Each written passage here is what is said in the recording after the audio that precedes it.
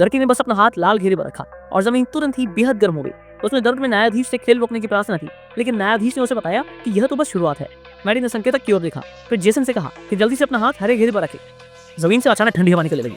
इस पर मैरी को अचानक याद आया कि उसने स्कर्ट पहनी हुई है। उसने झट से तुरंत आंखें बंद करने को कहा और देखने से मना किया, लेकिन इस समय हवा की ताकत अचानक बहुत बढ़ गई।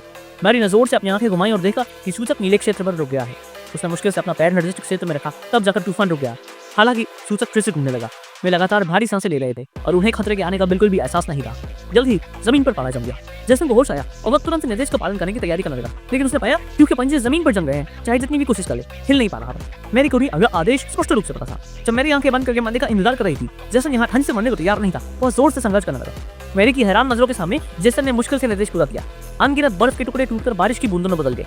जब उन्हें लगा कि खेल खत्म हो गया है, तो जमीन अचानक घस गई। दोनों ने अजीब मुद्रा में शरीर का संतुलन बनाए रखा।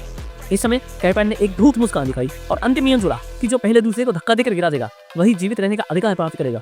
दोनों ने नीचे उभरते हुए नुकीले कांटों को देखा और डर से भर गए। मैरी इस तरह के खेल से बहुत नफरत करती थी।